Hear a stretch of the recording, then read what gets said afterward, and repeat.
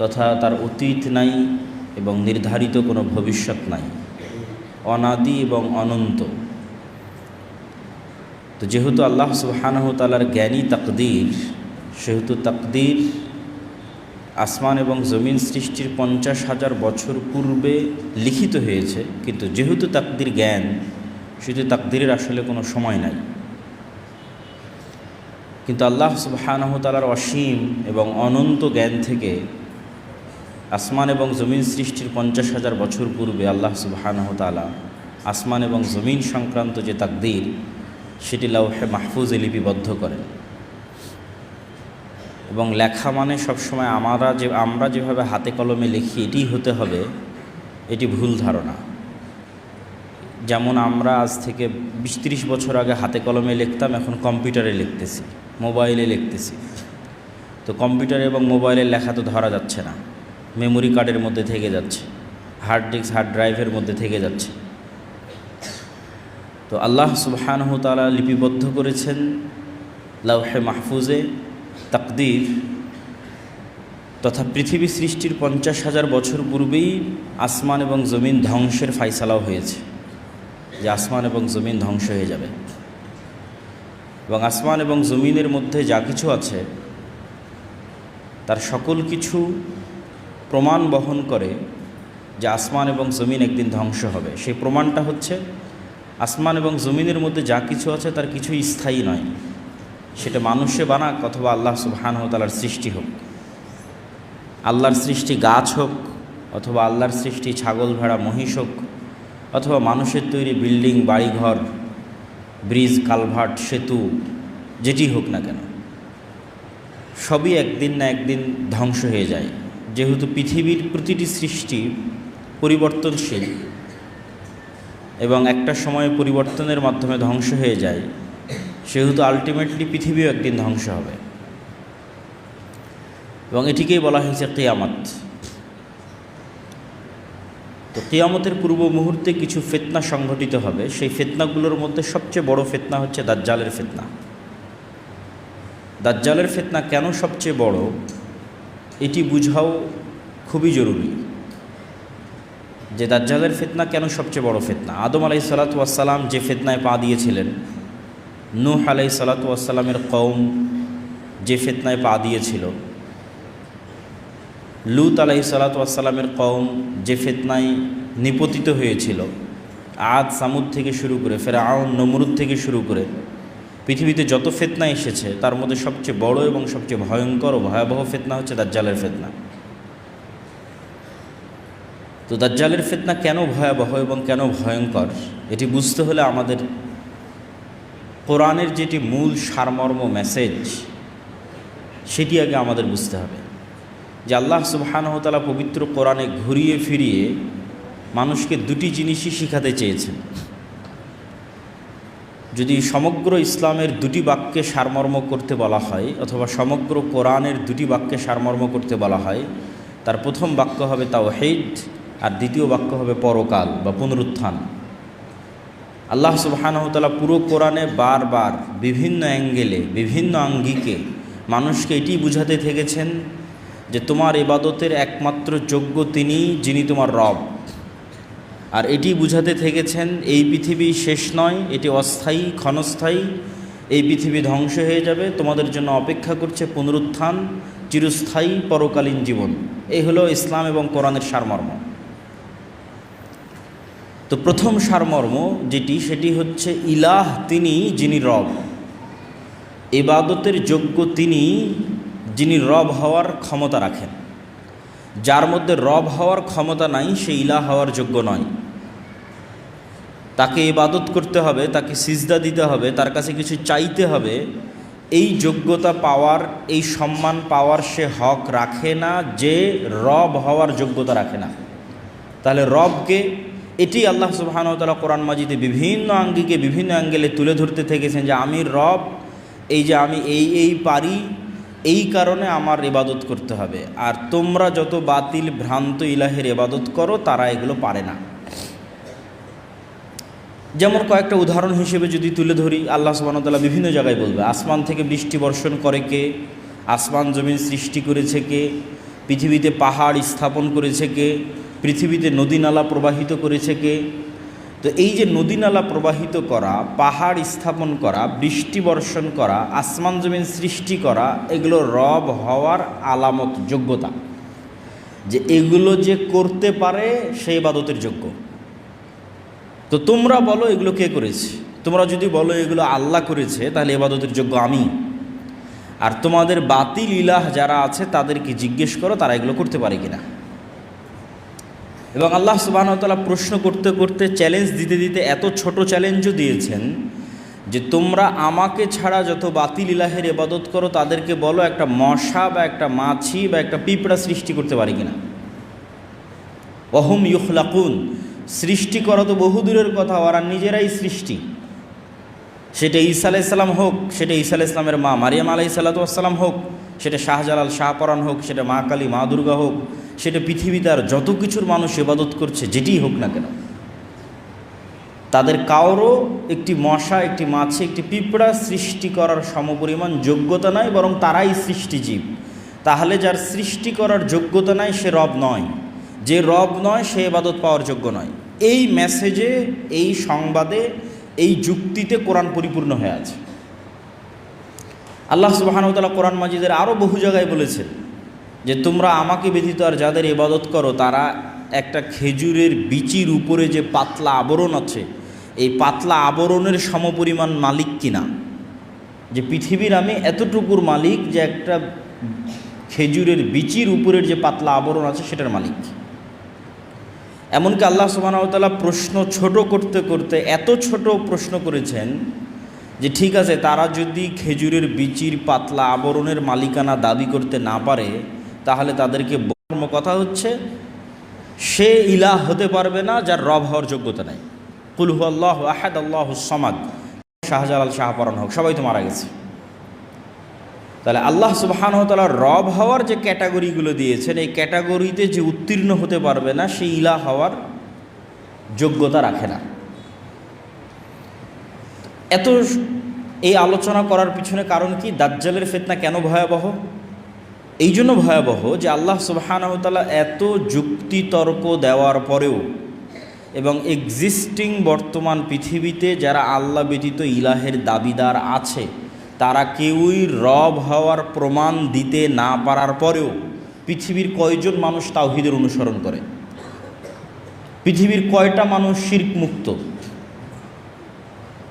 পৃথিবীর 600 কোটি মানুষের মধ্যে কয়জন মানুষ আল্লাহ সুবহানাহু ওয়া তাআলার এই তাওহীদের স্বীকৃতি দিচ্ছে?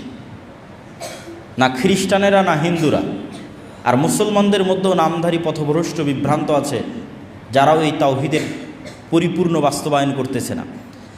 তাহলে রব হওয়ার যোগ্যতা প্রমাণ না দিতে পারার পরেও পৃথিবীর মানুষ বাতিল ইলাহের ইবাদত করতেছে, অথচ তারা রব হওয়ার প্রমাণ দিতে পারেনি। তাহলে সেই দিন কি হবে মানুষের, যেই দিন এমন বাতিল ইলাহের দাবিদার আসবে যে রব হওয়ারও প্রমাণ দিবে? সে তো দাজ্জাল। দাজ্জালের ফিতনা কেন ভয়াবহ? রব হওয়ার প্রমাণ দিতে না পারার পরেও পৃথিবীর লক্ষ লক্ষ কোটি কোটি মানুষ, পৃথিবীর 90% মানুষ বাতিল ইলাহের ইবাদত করতেছে, অথচ তারা রব হওয়ার প্রমাণ দিতে পারেনি। তাহলে পৃথিবীর মানুষের কি হবে যেই দিন দাজ্জাল রব হওয়ার প্রমাণ দিবে? বলবে কোরআনে তো আল্লাহ সুবহানাহু ওয়া তাআলা বলেছে আসমান থেকে বৃষ্টি কে বর্ষণ করে? আমি দাজ্জাল, আমি আসমান থেকে বৃষ্টি বর্ষণ করছি।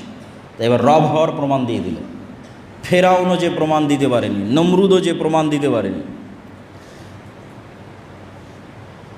যে প্রমাণ যত বাতিল ইলাহের ইবাদত করা হচ্ছে কেউ দিতে পারেনি, সেই প্রমাণ তো দাজ্জাল দিয়ে দিবে, রব হওয়ার প্রমাণ দিবে।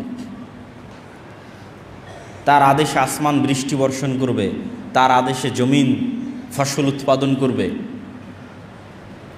এমনকি তার আদেশে আল্লাহ সুবহানাহু ওয়া তাআলার অনুমতিতে মৃতকেও জীবিত করতে পারবে।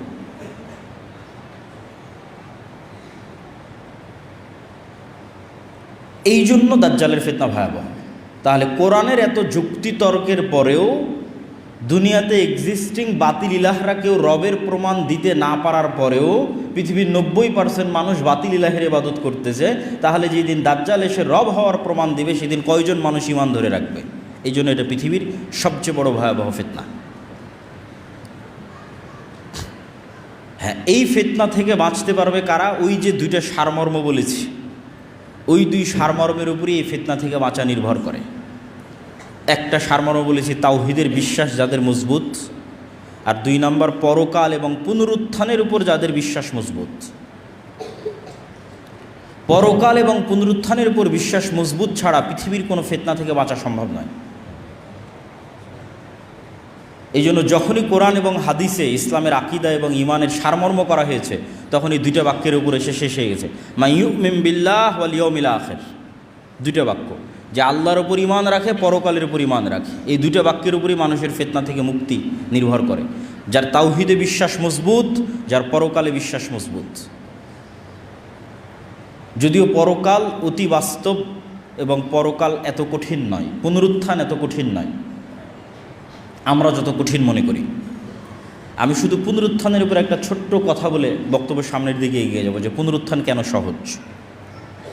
আমাদের সামনে এবং চারিদিকে যত গাছ আমরা দেখতে পাই, এই উদাহরণ আল্লাহই কোরআনে দিয়েছে, আমি জাস্ট সহজ ভাষায় বুঝাচ্ছি। যত গাছ আমরা দেখতে পাই, এই গাছ মানুষের চেয়ে জীবন্ত নয়। গাছ তো কথা বলতে পারে না, হ্যাঁ গাছের জীবন আছে, এক লেভেলের এক মাত্রার জীবন, কিন্তু মানুষের জীবন তো আরও ভার্সাটাইল, আরও ব্যাপক। মানুষ বেশি জীবন্ত গাছের তুলনায়। তো গাছের যে বীজ, গাছে ফল ধরার পর যে বীজ বা বিচি, এটা মৃত। খেজুরের বীজ মৃত, যে কোনো বীজ মৃত। তাহলে যেই জিনিসটা মানুষের মতো জীবন্ত নয়, তার থেকে যে মৃত জিনিসটা বের হচ্ছে, ওই মৃত জিনিসটাও যদি মাটিতে পুঁতে দেওয়া হয় এবং সেখানে বৃষ্টি বর্ষণ হয়, তাহলে ওই মৃত থেকে আবার গাছ বের হচ্ছে। তো মানুষের মতো জীবন্ত মানুষের মেরুদণ্ড যখন মাটিতে পুঁতা থাকবে, কোনটা বেশি আশ্চর্যের? বৃষ্টি হওয়ার পর মানুষের মেরুদণ্ড থেকে মানুষ মাটি থেকে বের হয়ে আসবে, এটা বেশি আশ্চর্যের? না গাছের বীজ দানা থেকে আবার আর একটা গাছ বের হচ্ছে, কোনটা বেশি আশ্চর্যের? আমার কাছে গাছের বীজ থেকে আবার আর একটা দানা বের হচ্ছে, এটা বেশি আশ্চর্যের। মানুষ তো অনেক জীবন্ত, গাছ তো এত জীবন্ত নয়, গাছের বীজ তো এত জীবন্ত নয়, মানুষ অনেক জীবন্ত। তাহলে মানুষের মেরুদণ্ড থেকে আবার মানুষ মাটি থেকে বের হয়ে আসবে, এটা কম আশ্চর্যের। এবং এটা আরও কেন কম আশ্চর্যের? মানুষ তার পুরো শরীরে যা কিছু গ্রহণ করে বেঁচে আছে, তার প্রত্যেকটাই তাকে মাটি থেকে গ্রহণ করতে হয়। আমাদের শরীরের মধ্যে ম্যাগনেসিয়াম হোক, ক্যালসিয়াম হোক, ভিটামিন হোক, প্রোটিন হোক, ক্যালোরি হোক, যা দিয়ে আমাদের শরীরে কোষ তৈরি হচ্ছে প্রতিনিয়ত, এবং আমরা জীবন্ত আছি, এই প্রত্যেকটা জিনিস আমাদেরকে মাটি থেকে নিতে হয়। যেমন আমরা কলা খাচ্ছি, এই কলাতে ম্যাগনেসিয়াম এবং ক্যালসিয়াম আমার শরীরের মধ্যে ঢুকতেছে, তো ওই কলা ম্যাগনেসিয়াম ক্যালসিয়াম কোথায় থেকে নিয়েছে? মাটি থেকে নিয়েছে। তাহলে আমার শরীরের মধ্যে যা ভিটামিন, প্রোটিন, ম্যাগনেসিয়াম, ক্যালসিয়াম আছে, তার সব কিছু মাটির মধ্যে আছে। তাহলে আল্লাহ সুবহানাহু ওয়া তাআলা এখন আমার শরীরের মধ্যে যদি কোষ তৈরি করতে পারেন, কালকে এই সেম জিনিস থাকার কারণে কেন মাটির মধ্যে কোষ তৈরি হবে না? কেন হবে না?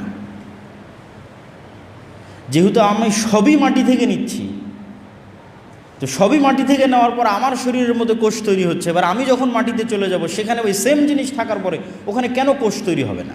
তো 1 সেকেন্ডের ব্যাপার, 1 মিনিটের ব্যাপার আল্লাহ সুবহানাহু ওয়া তাআলার জন্য।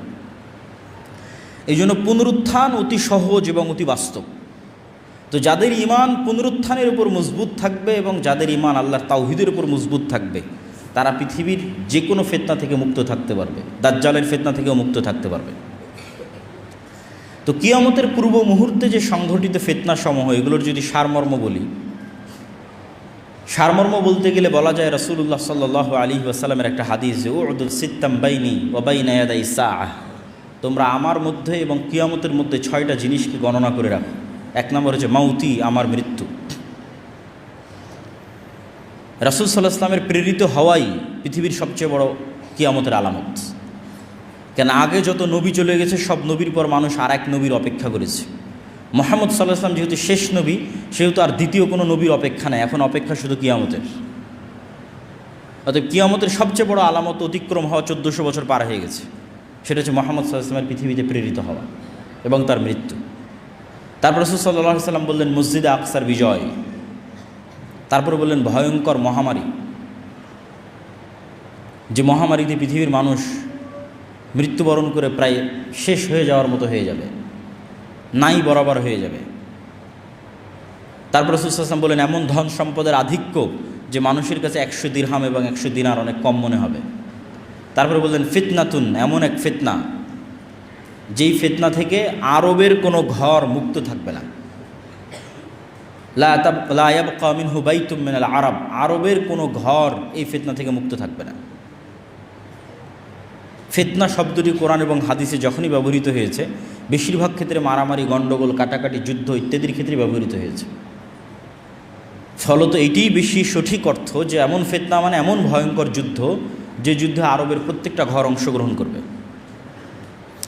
তারপর রাসূল সাল্লাল্লাহু আলাইহি ওয়াসাল্লাম বলেন হুদনাতুন বাইনাকুম ওয়া বাইনার রোম, একটা চুক্তি হবে যে চুক্তি তোমাদের এবং রোমানদের মধ্যে হবে। রোমান কারা এটা নিয়ে অনেক মতভেদ আছে। আজকের ইউরোপ রোমান না আজকের রাশিয়া রোমান না আজকের আমেরিকা রোমান, কিন্তু মতভেদ থাকলেও এতটুকু নিশ্চিত যে খ্রিস্টানদের সাথে মুসলমানদের একটা চুক্তি হবে। সেটা আমেরিকার খ্রিস্টান না ইউরোপের খ্রিস্টান না রাশিয়ার খ্রিস্টান, সেটা মতভেদ থাকতে পারে। যুগের পরিবর্তনে মানুষ এই হাদিসকে এক একভাবে বুঝতে পারে। আজ থেকে 500 বছর আগে একভাবে বুঝতো, যখন ক্রুসেডারদের সাথে যুদ্ধ হতো তখন একভাবে বুঝতো, তখন তো মনে করতো যে এই হাদিস বাস্তবায়ন হয়েই গেছে। আর এখন হয়তো আমরা আর একভাবে বুঝতেছি। তো খ্রিস্টানদের সাথে মুসলমানদের একটা চুক্তি হবে, তথা আরবের ভয়ঙ্কর গৃহযুদ্ধের ধারাবাহিকতায় খ্রিস্টানদের সাথে মুসলমানদের একটা চুক্তি হবে, যে এই চুক্তির ভিত্তিতে তারা তৃতীয় কোনো শক্তির বিরুদ্ধে যুদ্ধ করবে এবং সেই তৃতীয় শক্তির বিরুদ্ধে যুদ্ধে ওই তৃতীয় শক্তি পরাজিত হবে। সেই তৃতীয় শক্তি কারা তাই কোরআন এবং হাদিসে উল্লেখ নাই।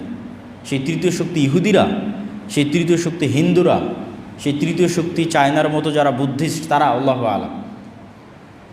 তৃতীয় শক্তির বিরুদ্ধে বিজয়ী হওয়ার পর খ্রিস্টানদের একজন মানুষ ক্রুশকে উঁচিয়ে ধরে বলবে ক্রুশের বিজয় হোক। তখন আর এক মুসলিম উঠে সেটাকে ভেঙে দিবে অথবা ওই ব্যক্তিকে হত্যা করবে।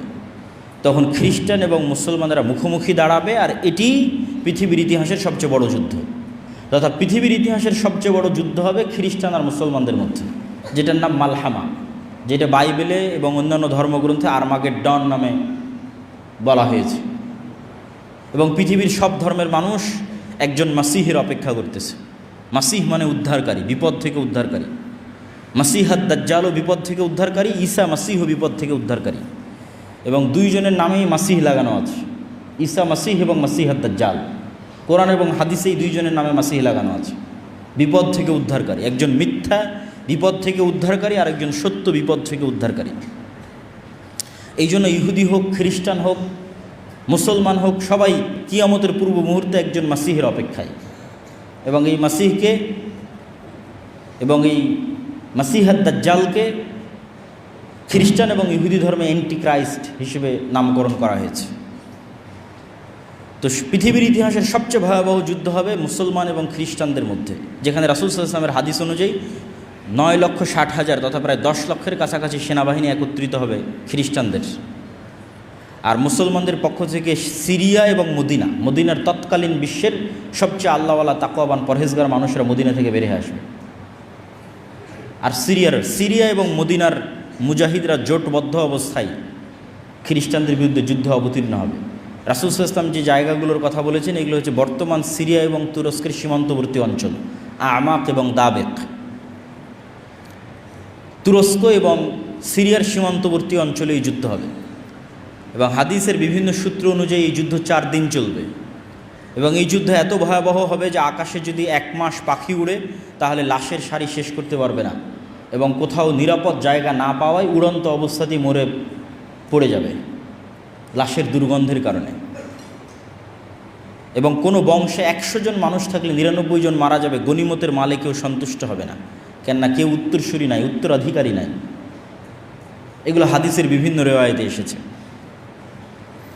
তো এই যুদ্ধে যখন মুসলমানেরা বিজয়ী হবে তখন পৃথিবীতে মুসলমানদের সামনে দাঁড়ানোর মতো আর কোনো শক্তি অবশিষ্ট থাকবে না, কেন খ্রিস্টানদের সর্বোচ্চ শক্তির বহিঃপ্রকাশ এই যুদ্ধে তারা করে ফেলেছে, 10 লক্ষ। ফলত মুসলমানদের সামনে দাঁড়াবে এরকম আর কোনো সেনাবাহিনী তখন পৃথিবীতে অস্তিত্বমান নাই। তো মুসলমানদের এই বিজয় অভিযান কিছু বর্ণনা অনুযায়ী তুরস্কের রাজধানী ইস্তাম্বুল, কিছু বর্ণনা অনুযায়ী ইতালির রাজধানী রোম পর্যন্ত পৌঁছে যাবে, ধারাবাহিক বিজয় অভিযান। এবং তার মধ্যে একটা শহর মুসলমানেরা বিজয় করবে অস্ত্র ছাড়াই, জানিবুম মিনহাল বার ওয়া জানিবুম মিনহাল বাহার, এমন এক শহর যার একদিকে সমুদ্র এবং একদিকে সমতল। ততদিন পর্যন্ত কিয়ামত হবে না, লা তাকুমুস সাআহ, ততদিন পর্যন্ত কিয়ামত হবে না যতদিন না বানু ইসহাকের 70,000 মানুষ এখানে যুদ্ধ না করেছে। বানু ইসহাক মানে বানু ইসরাইল। তাহলে এই হাদিস থেকে আর একটা সূক্ষ্ম জিনিস বোঝা যায় যে বানু ইসরাইলের অধিকাংশই অথবা আর কেউই ইহুদি নাই, বরং সবাই মুসলমান হয়ে গেছে।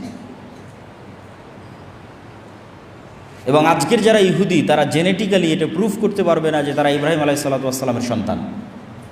কেন ইব্রাহিম আলাইহিসসালাতু ওয়াসসালাম সাদা চামড়ার নন, তথা ইউরোপ এবং আমেরিকার মানুষের গায়ের যে চামড়ার রং, এটা ইব্রাহিম আলাইহিসসালাতু ওয়াসসালামের গায়ের চামড়ার রং নয়। ইব্রাহিম আলাইহিসসালাতু ওয়াসসালাম হচ্ছে নূহ আলাইহিসসালাতু ওয়াসসালামের ছেলে সামের বংশধর, আর সামের গায়ের চামড়ার রং হচ্ছে আরব বিশ্বের মানুষের গায়ের চামড়ার রং যেমন তেমন, মেটে সাদা, ধবধবে হলদেটে সাদা নয়। ধবধবে হলদেটে সাদা হচ্ছে ইউরোপ, শীতকালীন অঞ্চল, ইউরোপ, আমেরিকা, রাশিয়া, যারা নূহ আলাইহিসসালাতু ওয়াসসালামের সন্তান ইয়াফেসের বংশধর। তো যেহেতু ইব্রাহিম আলাইহিসসালাতু ওয়াসসালাম নূহ আলাইহিসসালাতু ওয়াসসালামের ছেলে সামের বংশধর, এই জন্য তার গায়ের রং বর্তমান আরব বিশ্বের মানুষের গায়ের রং যেমন তেমন। এই জন্য ঈসা আলাইহিসসালাতু ওয়াসসালামের গায়ের রং, মুহাম্মদ সাল্লাল্লাহু আলাইহি ওয়াসাল্লামের গায়ের রং সব কাছাকাছি একই। আর বর্তমান যারা নিজেদের ইহুদি দাবি করছে এবং ফিলিস্তিনে জোরপূর্বক জায়গা দখল করছে, সব সাদা চামড়া। সুতরাং জেনেটিক্যালি এটা প্রুফ করা সম্ভব নয় যে তারা ইব্রাহিম আলাইহিস সালামের সন্তান। তাহলে ইসহাক আলাইহিসসালাতু ওয়াসসালামের বংশের 70,000 মানুষ মুসলমান অবস্থায় যুদ্ধ করবে এবং এমন এক শহর বিজয় করবে অস্ত্র ছাড়া। তো কিছু মুহাদ্দিস ব্যাখ্যা করেছেন এটা ইস্তাম্বুল এবং এই যুদ্ধের পরই বিজয় হবে, আর কেউ ব্যাখ্যা করেছেন এটা ইতালি। কেন কিছু জয়ীফ হাদিসে বর্ণিত আছে যে রাসূল সাল্লাল্লাহু আলাইহি ওয়াসাল্লামকে জিজ্ঞেস করা হলো যে মুসলমানরা আগে ইতালির রাজধানী রোম বিজয় করবে না কুস্তুনতুনিয়া বিজয় করবে। রাসূল সাল্লাল্লাহু আলাইহি ওয়াসাল্লাম বললেন আগে কুস্তুনতুনিয়া বিজয় করবে, তারপরে রোম বিজয় করবে। তো ওখান থেকে অনেকেই ব্যাখ্যা নিয়েছেন যে এটি হচ্ছে ইতালির রাজধানী রোম। এবং যুক্তিতে কেন টিকবে, আসলে এত বিশাল যুদ্ধের পর পৃথিবীতে আর মুসলমানদের সামনে দাঁড়ানোর মতো কোনো অস্তিত্বশীল শক্তি নাই। এবং মুসলমানদের এই বিজয় অভিযানের কারণে ইহুদি এবং খ্রিস্টানেরা বিপদগ্রস্ত থাকবে। কেন মুসলমানরা সব বিজয় করে নিয়েছে, মসজিদ আকসা বিজয় করে ফেলেছে, ইউরোপ বিজয় করে ফেলেছে, ভারত বিজয় করে ফেলেছে। এগুলো অনেক হাদিস থেকে একত্রিত করে আমি বলতেছি, এগুলো প্রত্যেকটা কথার পিছনে বিভিন্ন হাদিস আছে। তো যেহেতু মুসলমানদের সামনে আর কোনো বাধাই নাই, সব বিজয় করে ফেলেছে, মসজিদ আকসা, ভারত, ইউরোপ সব বিজয় করেছে, তো ইহুদি খ্রিস্টানেরা তো বিপদে। তো এই জন্য এবার তাদেরকে উদ্ধার করার জন্য, বিশেষ করে ইহুদিদেরকে উদ্ধার করার জন্য দাজ্জালের আগমন হবে। এবং দাজ্জাল মুসলমানদের এই ভয়াবহ বিজয় অভিযানকে থামানোর জন্য শয়তান অদৃশ্য থেকে আওয়াজ দিবে, দাজ্জাল তোমাদের বাড়ি ঘরে প্রবেশ করেছে। এবং মুজাহিদরা তাদের এই বিজয় অভিযান থামিয়ে, কেন এটা পৃথিবীর ইতিহাসের সবচেয়ে ভয়াবহ ঘটনা যে দাজ্জাল বের হয়ে গেছে, শকিং নিউজ, এর চেয়ে ভয়ঙ্কর সংবাদ আর হতে পারে না। এই জন্য বিজয় অভিযান বাদ দিয়ে সব দামেশকে ফিরে আসবে খুঁজতে যে আসলে দাজ্জাল বের হয়েছে কিনা। কিন্তু ততদিনেও দাজ্জাল বের হয়নি। কিন্তু দামেশকে ফিরে আসতে আসতে অথবা ফিরে আসার পরপরই সত্যি সত্যি দাজ্জাল বের হয়ে যাবে। এবং দাজ্জাল বের হবে যেহেতু এক্সট্রা অর্ডিনারি, ভয়ঙ্কর, অমানবিক এবং অলৌকিক ক্ষমতা নিয়ে, যা মানুষের সাধ্যের মধ্যে নয়, এরকম ভয়াবহ অলৌকিক ক্ষমতা নিয়ে যেহেতু দাজ্জাল আসবে, সেহেতু নিমিষেই যেই মুমিন মুজাহিদরা বিশ্বের প্রায় সকল পরাশক্তিকে পরাজিত করে মুসলমানদের বিজয় নিশ্চিত করেছে, তারা নিমিষেই নিজেদের জন্য পৃথিবীকে সংকুচিত অবস্থায় পাবে এবং দাজ্জালের ফিতনা মোকাবেলা করার মতো কোনো শক্তি সামর্থ্য তাদের কাছে থাকবে না। এক হাদিসে রাসূল সাল্লাল্লাহু আলাইহি ওয়াসাল্লাম বলছেন, শামের কিছু, ইরাক এবং শামের মধ্যবর্তী অঞ্চল দিয়ে দাজ্জাল যাবে। যাওয়ার সময় কোনো এক শহরে গিয়ে বলবে তোমরা আমার উপর ঈমান আনয়ন করো। তো ওই শহরের মানুষ ঈমান আনয়ন করবে। তখন ধন সম্পদ মৌমাছির চাকের সাথে যেভাবে ছুটে, তাদের পিছনে সেভাবে ধন সম্পদ ছুটবে। আর শামের কোনো এক নগরীতে এসে বলবে আমার উপর ঈমান আনয়ন করো, তারা ঈমান আনয়ন করবে না। তখন আসমান এবং জমিন, ফসল উৎপাদন, বৃষ্টি বর্ষণ এমনভাবে বন্ধ করে দিবে যে যেহেতু পরিপূর্ণরূপে বৃষ্টি এবং মাটি দুটোই পানি শূন্য হয়ে গেছে, ফলত এখানে আর ঘাসপালাও খাওয়ার সুযোগ নাই, ঘাস পাতা খাওয়ারও সুযোগ নাই। তখন একটাই সুযোগ, যেটা হাদিসেই বর্ণিত আছে, যে তাদের বাড়িতে রাখা বিভিন্ন কাঠের আসবাবপত্রকে চিবিয়ে চিবিয়ে সেখানকার মধ্যে থেকে রস বের করার চেষ্টা করবে। এত ভয়ঙ্কর দুর্ভিক্ষ দেখা দেবে। তাহলে দাজ্জাল আসার পরে মুমিন এবং মুজাহিদেরা বিপদে পড়ে গেল। তাহলে দাজ্জাল এসে কাদের উদ্ধার করলো? ইহুদি এবং খ্রিস্টানদের উদ্ধার করলো। এবার মুমিন এবং মুসলমান যারা আছে তাদেরকে বিপদ থেকে উদ্ধার করার জন্য ঈসা আলাইহিস সালাতু ওয়াস সালাম আসবে। দাজ্জালের 40 দিন অতিক্রম হওয়ার যখন শেষ হবে তখন, এবং ঈসা আলাইহিস সালাতু ওয়াস সালাম আল্লাহর পক্ষ থেকে আরও ব্যাপক অলৌকিক ক্ষমতার সাথে প্রেরিত হবেন, যার অলৌকিক ক্ষমতার বর্ণনা বিভিন্ন হাদিসে এসেছে যে তার নিঃশ্বাসে কাফের মারা যাবে, নিঃশ্বাস যত দূর যাবে কাফের মারা যাবে। দাজ্জালকে হত্যা করতে হবে না, ঈসা আলাইহিস সালামকে দেখলেই লবণের মতো, লবণ যেভাবে পানিতে পড়লে গলে যায় সেভাবে গলে যাবে, কিন্তু তারপর ঈসা আলাইহিস সালাম তাকে হত্যা করবেন। তো ঈসা আলাইহিস সালাতু ওয়াস সালামের আগমন এবং দাজ্জালের পৃথিবীতে আগমন, এই দুইটাকে অনেক নাস্তিক, অনেক হাদিস অস্বীকারী বিভিন্ন যুক্তিতে অস্বীকার করতে চায়। তামিম আদ-দারির হাদিসে দাজ্জালের বিশাল দেহের কথা বলা আছে, দাজ্জালকে দ্বীপের মধ্যে দেখতে পাওয়ার কথা বলা আছে। তো এখন তো বিজ্ঞানের যুগ, সারা পৃথিবী মানুষের নিয়ন্ত্রণে, কোথায় দাজ্জাল? আর দাজ্জালের এত বিশাল দেহ কীভাবে হয়? আর কেমনি বা ঈসা আলাইহিস সালাম আসমান থেকে নেমে আসবে? তো এটা বিশ্বাস করা অত কঠিন কিছু নয় যদি মানুষের আগের অতীতের নলেজ থাকে। অতীতের নলেজ কি? আদম আলাইহিস সালামই তো নিজে স্বয়ং আসমান থেকে নেমে এসেছে, তাহলে আসমান থেকে নেমে আসা তো নতুন ঘটনা নয়, তো পুরাতন ঘটনা। মুহাম্মদ সাল্লাল্লাহু আলাইহি ওয়াসাল্লাম নিজে আসমান সফর করে এসেছে, তাহলে বিশ্বাস অনুযায়ী আসমানে যাওয়া এবং আসমান থেকে আসা পৃথিবীতে কোনো নতুন ঘটনা নয়, পুরাতন ঘটনা। যদি নতুন ঘটনা হতো তাহলে বিশ্বাস করতে কষ্ট হওয়া স্বাভাবিক, পুরাতন ঘটনা বিশ্বাস করতে কেন কষ্ট হবে? আদম আলাইহিস সালামকে নিজে যেখানে হাদিসে বলা হচ্ছে তিনি 60 দিরা, 60 হাত, প্রায় 30-35 মিটার, প্রায় 10 তলা বিল্ডিংয়ের সমান উঁচু। তা আদম আলাইহিস সালাম নিজেই যদি 10 তলা বিল্ডিংয়ের সমান উঁচু হয়, তাহলে তার কোনো সন্তান বৃহৎ দেহের হওয়া এটা তো অস্বাভাবিক কিছু নয়, অসম্ভব কিছু নয়, ইললজিক্যাল কিছু নয়, অবাস্তব কিছু নয়। তাহলে অতীত সম্পর্কে নলেজ থাকলে এই জিনিসগুলোর উপর প্রশ্ন উত্থাপন করা অযৌক্তিক। এবং দাজ্জালকে যখন হত্যা করা হবে তখন আল্লাহ সুবহানাহু ওয়া তাআলা ঈসা আলাইহিস সালামকে বলবে, যেই ফিতনা ওই মুমিন মুজাহিদরা অতিক্রম করতে পারেনি, যারা বিশ্ব বিজয় করেছে, সেই ফিতনা বিজয় করলো ঈসা আলাইহিস সালাম। এবার ঈসা আলাইহিস সালামকে বলা হচ্ছে এবার এমন ফিতনা বের হবে যা তুমিও পারবা না, তারা হচ্ছে ইয়াজুজ এবং মাজুজ। তুমি এখন মুমিন মুজাহিদদের নিয়ে তুর পাহাড়ে আশ্রয় নাও, তোমার পক্ষে সম্ভব নয় ফিতনা মোকাবেলা করা। তো ইয়াজুজ মাজুজও আদমের সন্তান, দাজ্জালও আদমের সন্তান, ঈসা আলাইহিস সালাম আদমের সন্তান। দাজ্জালও কোনো দেশের নাম দাজ্জাল নয়, কোনো এআই চ্যাট জিপিটি কোনো টেকনোলজির নাম দাজ্জাল নয়।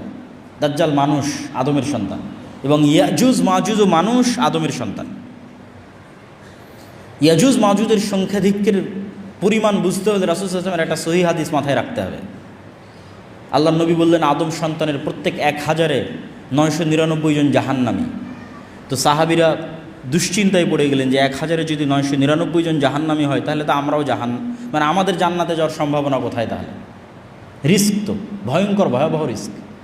999, 1000-এ 999 জন, একজন মাত্র জান্নাতে। তো রাসূল সাল্লাল্লাহু আলাইহি ওয়াসাল্লাম বলেন দুশ্চিন্তার কিছু নয়, এই 999 জনের অধিকাংশই ইয়াজুজ মাজুজ। তাহলে 999 জনের কতজন ইয়াজুজ মাজুজ তা রাসূল সাল্লাল্লাহু আলাইহি ওয়াসাল্লাম বলেননি। যদি 900 জন ইয়াজুজ মাজুজ হয় 999-এর, তাহলেও আদম থেকে নিয়ে কিয়ামত পর্যন্ত যা মানুষ আসবে তার অন্তত 900 গুণ হতে হবে ইয়াজুজ মাজুজকে। এখনকার পৃথিবীর 600 কোটি মানুষের 900 গুণ এ কথা বলিনি। আদম থেকে নিয়ে কিয়ামত পর্যন্ত যা মানুষ তার অন্তত 900 গুণ না হলে কেমনে 1099-এর 900টা ইয়াজুজ মাজুজ হবে জাহান্নামে? তাহলে ইয়াজুজ মাজুজের সংখ্যা কত? তাহলে এত বিশাল ইয়াজুজ মাজুজ কোথায় আছে, আর দাজ্জাল কোথায় আছে? এই বিশ্বাস মজবুত করার জন্য কয়েকটা জিনিস মাথায় রাখতে হবে। এক, আল্লাহ সুবহানাহু ওয়া তাআলা মানুষকে অনেক সীমাবদ্ধ শক্তি দিয়ে সৃষ্টি করেছেন, এবং এটা আজকের বিজ্ঞানও স্বীকার করে। ডার্ক এনার্জি এবং ডার্ক ম্যাটার যে কেউ সার্চ দিলে দেখতে পাবে যে পৃথিবীর 2%ও মানুষ দেখতে পায় না, অনেক কম, 2 থেকে 5% মানুষ দেখতে পায়, বাকি 95%ই অদৃশ্য। আসমান এবং জমিনের মধ্যে যা কিছু আছে এটা বিজ্ঞান দাবি করতেছে। তো তারা নাম দিয়েছে ডার্ক ম্যাটার, ডার্ক এনার্জি। এবং বিজ্ঞান বলতেছে ডাইমেনশন, যে এক ডাইমেনশনের জিনিস আর এক ডাইমেনশনে থাকা জিনিসকে দেখতে পাবে না। এটা যদি আমরা আমাদের লাইফ দিয়ে বুঝতে চাই, তাহলে একটা পিঁপড়া আমাকে কিভাবে দেখে আর আমি একটা পিঁপড়াকে কিভাবে দেখি, একটা কুকুর আমাকে কিভাবে দেখে আমি একটা কুকুরকে কিভাবে দেখি, তোমরা আমাকে এখন যেভাবে দেখতেছো, আপনারা আমাকে এখন যেভাবে দেখতেছেন, একটা কুকুর তো এভাবে দেখে না। সে এতগুলো রং, সবগুলো রং সে দেখতে পায় না, মাত্র 2টা রং দেখতে পায়। এবং সে চেহারা ফেসে মানুষকে চিনতে পারে না, গন্ধে চিনতে পারে। একটা সাপ আমাদেরকে কিভাবে দেখে আর আমরা একটা সাপকে কিভাবে দেখি, দেখার অ্যাঙ্গেল ভিন্ন। আমি একটা সাপকে পরিপূর্ণ দেখতে পাচ্ছি, একটা পিঁপড়াকে পরিপূর্ণ দেখতে পাচ্ছি, পিঁপড়া তো আমাকে আসলে পরিপূর্ণভাবে দেখতে পায় না। এবং একটা পাখিকে যদি এই মসজিদের মধ্যে ছেড়ে দেওয়া যায়, সেই জানালা খুঁজে বের করতে পারবে না কোন দিক দিয়ে জানালা, আমরা দেখতে পাচ্ছি জানালা। তাহলে ওর দেখার দৃষ্টি সীমা একরকম, আমার দেখার দৃষ্টি আর এক রকম। ঠিক একই অবস্থা আমাদের চেয়ে আপার ডাইমেনশনে যে সমস্ত ফেরেশতা এবং জিনেরা আছে, ওরা আমাদেরকে স্পষ্ট দেখতে পাচ্ছে। এই মসজিদে যেহেতু ফেরেশতা আছে, কিন্তু আমরা দেখতে পাচ্ছি না। তো জিন এবং ফেরেশতাকে আল্লাহ সুবহানাহু ওয়া তাআলা যেভাবে অদৃশ্য রেখেছেন, সেভাবে অদৃশ্য রাখতে পারেন। এটা যেমন যৌক্তিক। বর্তমান পৃথিবীর সবই যে মানুষ জেনে নিয়েছে, এটাও ভুল কথা। মাটির নিচে কি আছে সেটাই মানুষ ভালোভাবে জানে না, যদিও চাঁদ পর্যন্ত পৌঁছে গেছে মানুষ, কিন্তু মাটির নিচে মানুষের সফরের সীমাবদ্ধতা হচ্ছে 12 কিলোমিটার, অথচ উপরে মানুষ অনেক দূর চলে গেছে। সমুদ্র এবং মাটির নিচে এই দুইটা সবচেয়ে রহস্যপূর্ণ, আকাশের চাইতেও বেশি রহস্যপূর্ণ। এবং তারপরেও আরেকটি বিষয় থাকে, সেটি হচ্ছে আল্লাহ সুবহানাহু ওয়া তাআলা বলেছেন তিনি তার আসমান সৃষ্টিতে যা সময় লেগেছে, জমিন সৃষ্টিতে তাই সময় লেগেছে। এবং 7 আসমান এবং 7 জমিন সৃষ্টি করেছেন, তথা 7 আসমান যা বিশাল, 7 জমিন তাই বিশাল। ওয়া ইয়াতানাজ্জালুল আমরু বাইনাহুন্না, আর আল্লাহর ওহী, আল্লাহর আদেশ 7টাতেই অবতীর্ণ হয়। 7 আসমান এবং 7 জমিনই অবতীর্ণ হয়। তো আল্লাহ সুবহানাহু ওয়া তাআলা অন্য জমিনেও রেখে থাকতে পারেন দাজ্জালকে, ইয়াজুজ মাজুজকে। এবং সূরা কাহফে যত ব্যতিক্রম ঘটনাগুলো আছে, এই ব্যতিক্রম ঘটনাগুলো অনেক বেশি ব্যতিক্রম, যেগুলো কিয়ামতের পূর্ব মুহূর্তে সংঘটিত বিষয়ের প্রতি ঈমানকে মজবুত করতে সহযোগিতা করে এবং দাজ্জালের ফিতনা থেকে বাঁচার ক্ষেত্রে মানুষের রাস্তা তৈরি করে দিতে পারে। সূরা কাহফে 4টা ঘটনা আছে। আসহাবে কাহফের ঘটনা, তা আসহাবে কাহফের ঘটনা থেকে শিক্ষা কি? মানুষ আসহাবে কাহফ ঈমান বাঁচাতে যেমন পৃথিবী থেকে ডিসকানেক্ট হয়ে গেছে, মানুষ যদি ঈমান ধরে রাখতে চায় দাজ্জালের সময় অথবা তার পূর্ববর্তী ভয়াবহ ফিতনার সময়, তাহলে ওইভাবে পৃথিবী থেকে ডিসকানেক্ট হয়ে যেতে হবে আসহাবে কাহফের মতো।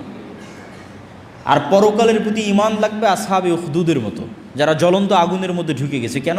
ওইটা তাদের কাছে জ্বলন্ত আগুন নয়, ওইটার মধ্যে তো ওরা জান্নাত দেখতে পাচ্ছে, এটা তাদের ওসিলা জান্নাতে যাওয়ার। আপনার কাছে এটা আমি আগুনে পুড়ে মারা যাব, আর আরেকজনের কাছে আমি এইটাতে আগুনে ঢুকে জান্নাতে যাব। চিন্তার পার্থক্য। আপনার কাছে আরে এই ভয়াবহ আগুন, এই আগুনের মধ্যে ঢুকলে তো আমার অনেক কষ্ট, আর আরেকজন আর এই আগুনে ঢুকলে তো আমি জান্নাতে চলে যাব। তাহলে একজনের কাছে মৃত্যু জান্নাতে যাওয়ার ওসিলা, আর আরেকজনের কাছে মৃত্যু ভয়ের কারণ। এটাই তো বিশ্বাসের পার্থক্য। যার কাছে মৃত্যু জান্নাতে যাওয়ার ওসিলা, তথা যার পরকালের প্রতি বিশ্বাস মজবুত, তার কাছে মৃত্যু তো জান্নাতে যাওয়ার ওসিলা। তো এখন সামনে আগুন থাকুক আর যাই থাকুক, সেটা তো বিষয় নয়। তাহলে পরকালের উপর ঈমান যত মজবুত, ও আসহাবে উখদুদের মতো ব্যবহার করতে পারবে দাজ্জালের ফিতনার সময়। কেন? তার কাছে মৃত্যু জান্নাতে যাওয়ার ওসিলা। আর যার পরকালের উপর ঈমান নাই, দুনিয়ায় যার কাছে সব কিছু, অবৈধ 1 টাকার প্রতিও যার লোভ আছে, অবৈধ 1 টাকার উপরও যার লোভ আছে, তার পক্ষে দাজ্জালের ফিতনা থেকে বেঁচে থাকা সম্ভব নয়। তো আসহাবে কাহফের ঘটনা আছে সূরা কাহফের মধ্যে। তারপরে ঘটনা আছে যুলকারনাইন, ইয়াজুজ মাজুজ। তো ইয়াজুজ মাজুজের ঘটনা তো অতীতে, তাহলে বিশ্বাস করতে কেন কষ্ট হবে? কোরআনে ইয়াজুজ মাজুজকে দেখানো হচ্ছে অতীত একটা ঘটনা হিসেবে, যে যুলকারনাইন সফর করলো, এক এরিয়ায় গেল যেখানে ইয়াজুজ মাজুজ, এবং তাদেরকে আবদ্ধ করে দিল। তাহলে ইয়াজুজ মাজুজের অস্তিত্ব অতীতেই দেখা যাচ্ছে, তো ভবিষ্যতে তো অস্তিত্ব আরও সহজ। অমিন কুল্লি হাদাবি ইয়াংসিলুন, প্রত্যেকটা উঁচু জায়গা থেকে তারা দলে দলে নেমে আসবে, আল্লাহ সুবহানাহু ওয়া তাআলা কোরআন মাজিদে বলেছেন। তারপরের আশ্চর্যের ঘটনা হচ্ছে ঈসা আলাইহিস সালাতু ওয়াস সালাম, মূসা আলাইহিস সালাতু ওয়াস সালাম এবং খিজির, এটাও সূরা কাহফের মধ্যে। যে আল্লাহ সুবহানাহু ওয়া তাআলা চাইলে বলতে পারতেন, মুসা অমুক শহরে অমুক গ্রামে আমার একজন বান্দা আছে যে তোমার চেয়ে জ্ঞানী। তা না বলে আল্লাহ বললেন মাছ নাও, ভাজো, মৃত মাছ নিয়ে সমুদ্রের ধার দিয়ে হাঁটতে থাকো, যেখানে মাছ জীবিত হয়ে যাবে সেখানে পাবা। রহস্যপূর্ণ। এবং খিজির আলাইহিস সালাতু ওয়াস সালাম এমন সব ঘটনা ঘটালেন যেগুলো পৃথিবীর ফিজিক্স অনুযায়ী সম্ভব নয়। ভবিষ্যতে কোন বাচ্চা তার বাপ মাকে হত্যা করবে সেই বাচ্চাকে তিনি অতীতে হত্যা করতেছেন। এ তো টাইম নিয়ে যত মানুষের, আধুনিক যুগে যত মানুষের বিভিন্ন গবেষণা এবং বিশ্লেষণ আছে, এবং টাইম ট্রাভেল, যে সময়ের মধ্যে সফর করা, ভবিষ্যৎ দেখে আসা, অতীতে সমাধান করা, এই ধরনের সব আশ্চর্য ঘটনা খিজির আলাইহিস সালাতু ওয়াস সালাম ঘটাচ্ছে। তো খিজির আলাইহিস সালাতু ওয়াস সালাম এই পৃথিবীরও হতে পারেন, অন্য পৃথিবীরও হতে পারেন। তিনি সালামকে চিনতে আশ্চর্য হচ্ছেন সালাম শুনে, যে জান্নাতের সালাম এখানে কীভাবে, কোন মুসা, দুনিয়ার যে নবী মুসা সেই নবী মুসা। হ্যাঁ, তো পুরো ঘটনার অ্যাঙ্গেলগুলো এবং প্রতিটা পয়েন্ট অনেক আশ্চর্যজনক, এবং শেষ পর্যন্ত বিদায়ও আশ্চর্যজনক। তো এই জন্য সূরা কাহফের প্রত্যেকটা ঘটনাই কিয়ামতের পূর্ব মুহূর্তের সাথে কোনো না কোনোভাবে কানেক্টেড আছে। আল্লাহ সুবহানাহু ওয়া তাআলা খিজিরকে যেভাবে অদৃশ্য রেখেছেন অথবা অদৃশ্য রাখতে পেরেছিলেন যদি খিজির মারা গিয়ে থাকে, কেন কোরআন এবং হাদিসে কোনো উল্লেখ নেই যে খিজির মারা গেছেন কিনা, না জীবিত আছেন, আল্লাহু আ'লাম। তো সেভাবে আল্লাহ দাজ্জালকে অদৃশ্য রাখতে পারেন, সেভাবে আল্লাহ সুবহানাহু ওয়া তাআলা ইয়াজুজ মাজুজকে অদৃশ্য রাখতে পারেন। এই জন্য অনেক কিছুই শিক্ষা আছে সূরা কাহফের মধ্যে। আর সূরা কাহফের মধ্যে সবচেয়ে যেটা ব্যতিক্রম ঘটনা, দুই ভাই বাগানওয়ালা, ওমা আযুন্নুস সাআহ, আমি মনে করি না যে কিয়ামত কায়েম হবে। এই জন্য বলেছি ইসলামের সারমর্ম তাওহীদ আর কিয়ামত। সে বিশ্বাস করে না যে কিয়ামত হবে, ওটাকেই আল্লাহ সুবহানাহু ওয়া তাআলা সূরা কাহফের মধ্যে শিরক হিসেবে উল্লেখ করছেন। যে এক ভাই বিশ্বাস করে না কিয়ামত হবে, তখন আরেকজন বলতেছে আমি আল্লাহর সাথে শরিক করা থেকে পরিত্রাণ চাই। তো যাক, সূরা কাহফের উপর আরেকদিন বিস্তারিত আলোচনা করা যাবে। আমরা বক্তব্যের সারমর্ম এবং সংক্ষিপ্ত অবস্থার মধ্যে চলে আসি। তো এই পুরো ঘটনা কিয়ামতের পূর্ব মুহূর্তে সংঘটিত ফিতনাগুলো থেকে আমাদের জন্য শিক্ষা কী? আমাদের জন্য দুইটা শিক্ষা। এক, কবে হবে, কখন হবে, এইটার পিছনে পড়ে থাকা, এইটা কখনো কোরআন এবং হাদিসের দিক নির্দেশনা নয়। কেন দিক নির্দেশনা নয়? প্রত্যেক মানুষের মৃত্যুই তো তার কিয়ামত। তাহলে কখন ঈসা আলাইহিস সালাম আসবে, কখন দাজ্জাল আসবে, কখন ইমাম মাহদি আসবে, এটার আগেই তো আপনার কিয়ামত হয়ে যাচ্ছে, আপনার মৃত্যু। কিয়ামত মানে কি? আপনি পরকালকে দেখবেন। তো মৃত্যুর পরেই তো মানুষ পরকালকে দেখে ফেলে। মৃত্যুর মাধ্যমে সে বারজাকি জগতে জাহান্নামও দেখে ফেলে, জান্নাতও দেখে ফেলে।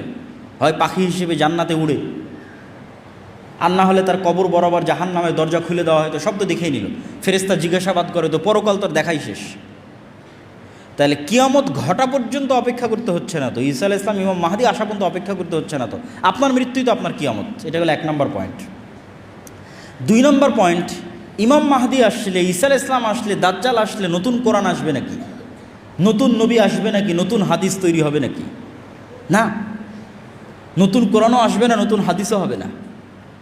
বরং এই পুরো ঘটনা থেকে আপনারা এটি দেখলেন যে ঈসা আলাইহিস সালাম আসার পূর্বেই, দাজ্জাল আসার পূর্বেই কোনো নবী ছাড়া এবং কোনো নতুন কোরআন ছাড়া এবং নতুন হাদিস ছাড়া আমার এবং আপনার মতো মুসলমানেরা বিশ্ব বিজয় করবে। 10 লক্ষ খ্রিস্টান বাহিনীকে পরাজিত করবে, মসজিদে আকসা বিজয় করবে, ভারত বিজয় করবে, ইতালি বিজয় করবে, কোনো নতুন নবী ছাড়া, নতুন কোরআন ছাড়া, আমার এবং আপনার মতো মুসলমানেরা। তাহলে যা ঘটার সেটা তো 1400 বছর আগেই ঘটে গেছে। মানে সবচেয়ে আসল ঘটনা তো 1400 বছর আগে ঘটেছে, সেটা হচ্ছে কোরআন এবং হাদিস। এবং ঈসা আলাইহিস সালামও এসে এই কোরআন এবং এই হাদিসের উপর আমল করবেন। তাহলে কাজের জিনিসটা আমার এবং আপনার কাছে আছে। আর কিয়ামতও তো নির্ধারিত, সেটা যে আমার এবং আপনার মৃত্যু। তাহলে কবে ইমাম মাহদি আসবে, সেই দিন সব কিছু হবে, এই অপেক্ষায় বসে থাকা বুদ্ধিমানের?